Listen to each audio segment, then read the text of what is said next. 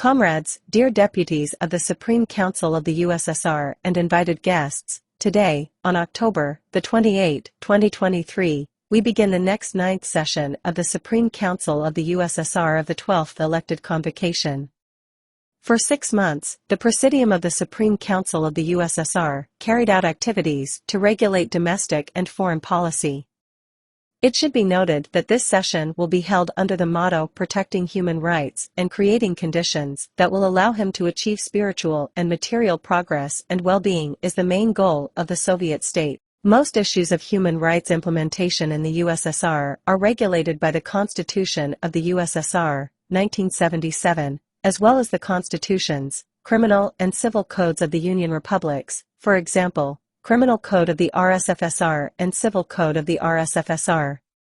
Today, they are trying with all their mighty to convince us, using all resources, including Wikipedia, that the USSR was a totalitarian state. The basic rights and interests of citizens were proclaimed only formally, the effect of laws in the Soviet Union was nullified, and the text of the USSR Constitution, neither as amended in 1936 nor as amended in 1977, does not include a separate article guaranteeing the right to life.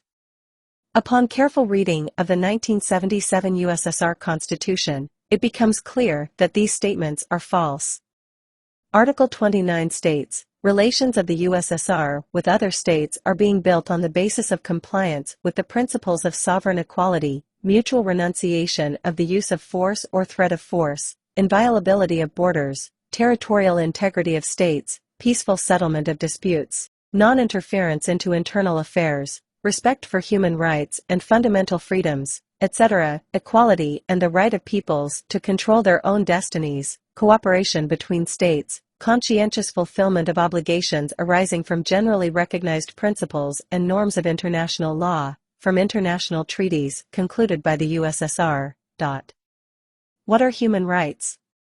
Human rights are the inalienable heritage of all people, without any distinction based on race, color, sex, language, religion, national or social origin or any other aspect. Human rights include the right to life and liberty, freedom from slavery and torture, freedom of opinion and expression, the right to work and education, and many others. All people should have these rights, without any discrimination. A wide range of rights and freedoms of Soviet citizens, fixed in the current Constitution of the USSR of 1977, corresponds to the international obligations assumed by the Soviet state. In 1973, the Presidium of the Supreme Council of the USSR ratified the International Covenant on Economic, Social and Cultural Rights, as well as the International Covenant on Civil and Political Rights, which includes the right to life, liberty and security of person. They came into force in 1976. Also, Article 39 of the Constitution states citizens of the USSR have the fullness of socio-economic, political and personal rights and freedoms proclaimed and guaranteed by the Constitution of the USSR and Soviet laws. The socialist system ensures the expansion of rights and freedoms, the continuous improvement of the living conditions of citizens as programs of socio-economic and cultural development are implemented. Like previous Soviet constitutions, the current basic law not only proclaims, but also guarantees all the rights and freedoms of citizens. In this case, as before, the center of gravity shifts specifically to the guarantees. In any article devoted to the rights of citizens, greater part of the text is occupied by guarantees of one or the other right. For example, the right of citizens of the USSR to health care, Article 42, is ensured by free qualified medical care provided by state healthcare institutions, expanding the network of institutions for treating and improving the health of citizens, development and improvement of safety precautions and industrial sanitation, carrying out extensive preventive measures, measures to improve the environment, special concern for the health of the younger generation, including the prohibition of child labor not related to training and labor education, deployment of scientific research aimed at preventing and reducing morbidity, ensuring a long active life.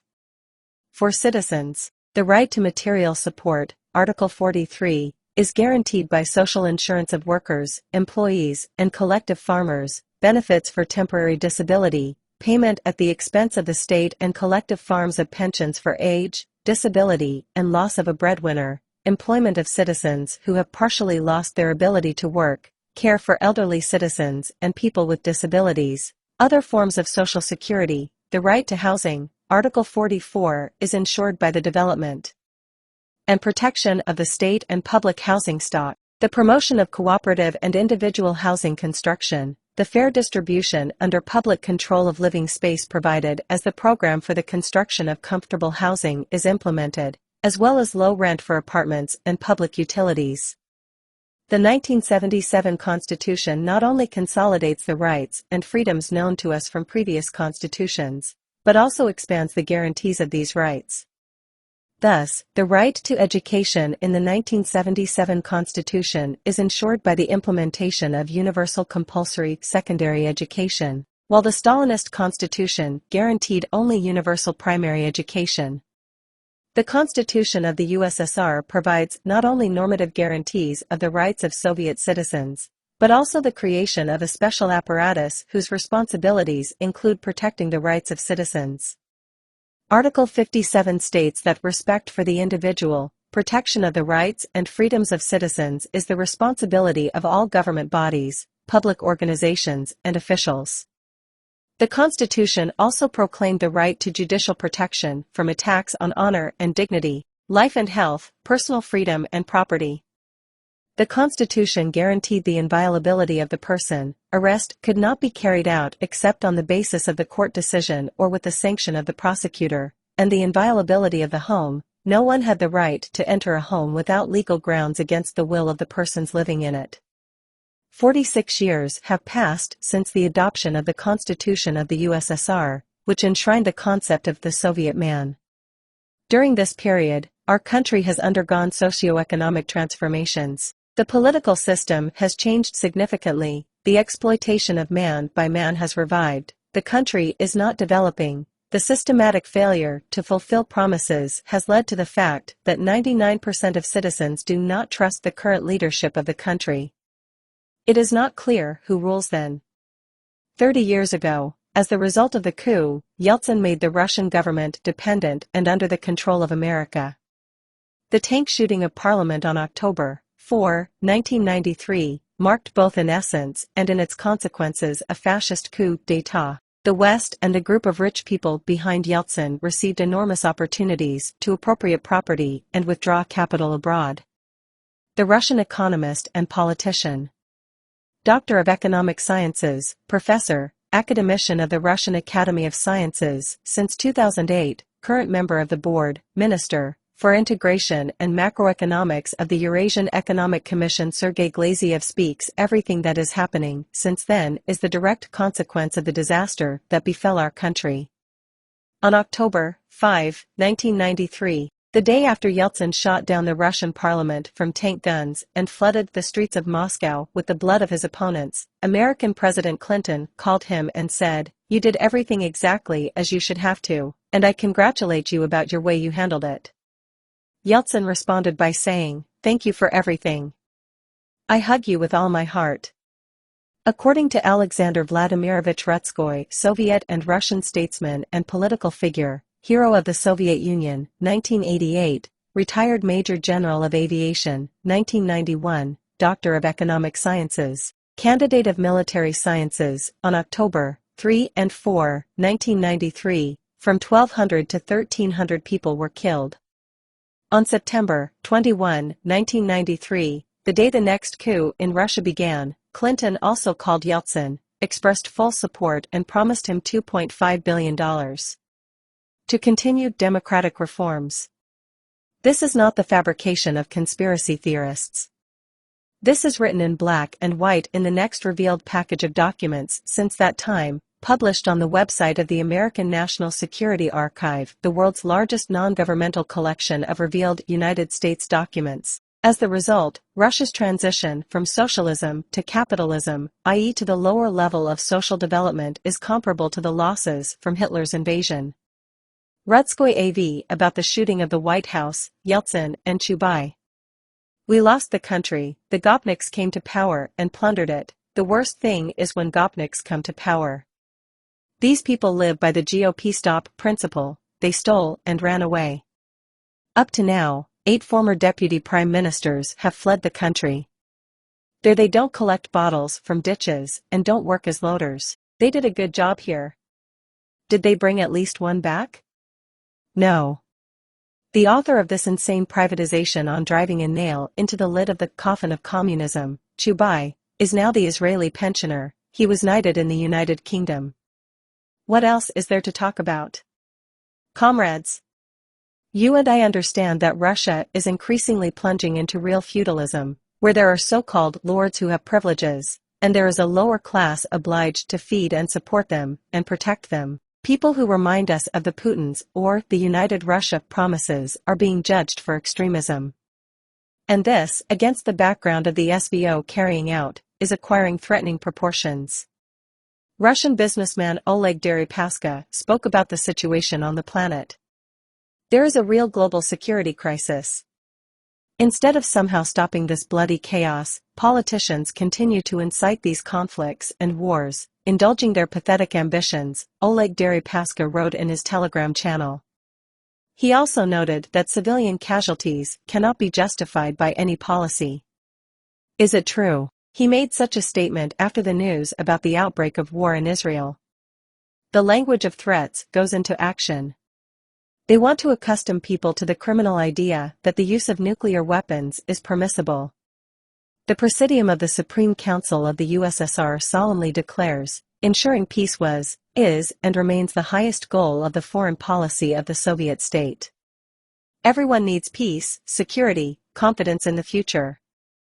There is now no other reasonable way to resolve controversial issues, no matter how acute and complex they may be, other than negotiations. With every lost day of negotiations, the risk of being drawn into another armed conflict increases. One of the main tasks of the socialist all-peoples state is to promote the strengthening of peace and the development of international cooperation. The foreign policy activities of the Presidium are aimed at implementing the goals and principles of the peaceful foreign policy, formulated in the Constitution of the USSR in accordance with the ideas of Vladimir Ilyich Lenin. In 1951, the USSR law about the protection of peace was adopted, which established that war propaganda, no matter in what form it is carried out, undermines the cause of peace, creates a threat of war, and is therefore the heaviest crime against humanity. War propaganda is classified by Soviet criminal law as a particularly dangerous state crime. The constitutional principles of the foreign policy of the USSR are at the same time the fundamental principles of relations between states, which are fixed in the final act of the Helsinki Conference on Security and Cooperation in Europe in 1975. The Constitution of the USSR includes issues of war and peace, protection of sovereignty, protection of state borders and territory of the USSR, determination of the state border of the USSR under the jurisdiction of the USSR, represented by its highest bodies of state power and administration, representation of the USSR in international relations, relations of the USSR with foreign states and international organizations, establishment of a general order and coordination of relations of the Union republics with foreign states and international organizations, foreign trade and other types of economic activity on the basis of a state monopoly, other international issues of national importance, Article 73. A wide range of issues in the field of international relations are decided by the Presidium of the Supreme Council of the USSR. The Presidium adopted appeals to parliaments and peoples of the world, declarations on issues of foreign policy and international relations. In its international activities, the Presidium relies on laws on the procedure for concluding, executing, and denouncing international treaties, 1978, the legal status of foreign citizens and other normative legal acts. Issues of international relations in various areas of public relations are regulated in the fundamentals of the legislation of the Union and Union republics, and in other all-Union laws. In connection with the events taking place in the international arena, over the last 6 months we have sent letters to Latin American countries, countries of the Middle and Far East, and the African Union. We influence decisions made by the leadership of the United Nations member countries and international organizations. The reaction to our letters, appeals, telegrams and notes can be seen in the speeches of diplomatic representatives. For peacekeeping purposes, the Presidium of the Supreme Council of the USSR took part in the organization of the International Congress of Public and Political Associations World Congress of Caucasian and Turkic-speaking peoples. The activities of the Congress are carried out on the territory of the republics of the USSR, Russia, Azerbaijan, Georgia, Armenia, Latvia, Lithuania, Estonia, Kazakhstan, Turkmenistan, Kyrgyzstan, Uzbekistan, Tajikistan, Belarus, Moldova, the Ukraine, as well as on the territory of Turkey and other foreign countries. The top officials of the state establish connections with international organizations. The Presidium of the Supreme Council of the USSR counts on the participation of practical diplomatic workers and young personnel who are preparing for this activity in events to renew relations of the USSR with other states. The art of diplomacy, according to the teachings of Manu, dating back to the 1st century of our millennium, lies in the ability to prevent war and strengthen peace. I quote, "Peace and its opposite, war, depend on ambassadors, for they create and quarrel allies. In their power are matters that cause peace or war between kings." See Laws of Manu, trans. By Elmanovic, 1913, Chapter 8. King. 64-66. The diplomat informs his sovereign about the intentions and plans of foreign rulers. Thus, he protects the state from the dangers that threaten it. Therefore, a diplomat must be an insightful, comprehensively educated person and able to win people over. He must be able to recognize the plans of foreign sovereigns not only by their words and actions, but also by gestures and facial expressions. The head of state is advised to appoint diplomats with greater choice and caution. A diplomat must be a man of respectable age, devoted to duty, honest, skillful, eloquent, knowing the place and time of action. The most difficult issues of international life must be resolved primarily through diplomacy. Strength comes second. These are the basic teachings of Manu regarding diplomacy and the role of the diplomat. The falsification of the history of our state has adversely affected the activities of modern Russian diplomacy, hence a number of glaring mistakes. The solution to domestic political problems depends only on our competent solution of foreign policy problems. In order to achieve the economic independence of the Soviet state, the Presidium adopted the decree on the restoration of the state monopoly on foreign trade. All trade transactions with foreign states and individual trading enterprises for border should be carried out on behalf of the USSR specifically for this purpose authorized bodies. See Decree of the Presidium of the Supreme Council of the USSR, dated September 27, 2023. No. 12-504 about the nationalization of foreign trade. The work of the Presidium in the field of economic and social development planning continues. Coordination planning is an important task for the Soviets in modern conditions. It is necessary to start with the creation of a mechanism for strategic planning of the economy. Everything must be based on a strong economy that can effectively manage the nation's resources for the benefit of all people. To solve economic problems, you need a plan and algorithm of actions linked in space, by performers, and in time, by deadlines. We look forward to building the society based on human values through the introduction of modern technologies based on cybernetic planning, providing the movement of the economy towards the future well-being of people. In order to increase the efficiency of the economy and implementation of the coordinating function of the state, the Presidium has made the decision on the organization of the State Committee for Cybernetic Planning of the USSR economy. The target function is the growth of real incomes of citizens. To implement a model developed based on the experience of the USSR under the leadership of cybernetic economist Elena Nikolaevna Veduta. Designing the future. The Presidium adopted a number of decisions on the protection of minors and on providing assistance to victims of emergency situations, natural calamities, accidents, disasters, armed conflicts, and terrorism. An all-Union State Committee on Human Rights was established under the Council of Ministers of the USSR. The vital stage in human development, conscious gaining of human dignity and human value. Life. All men are born free and equal in their own dignity and rights, and, possessing by nature reason and conscience, they should act like brothers to each other. With due regard to the provisions of the UN Charter and the Universal Declaration of Human Rights of 1948, based on the recognition of human rights as natural and inalienable, inherent in the human personality, and not arising from the fact of belonging to the citizenship of a certain state. In order to ensure state protection of rights, Presidium of the Supreme Council of the Union of Soviet Socialist Republics decided to recognize the protection of human rights and the creation of conditions that will allow it to achieve spiritual and material progress and well-being as the main goal of the Soviet state, the Union of Soviet Socialist Republics. Allow me to express special gratitude to the representatives of the Union Republics for their greetings, for their friendly wishes for success, and for their trust into the Presidium of the Supreme Council of the USSR. Thank you for your attention.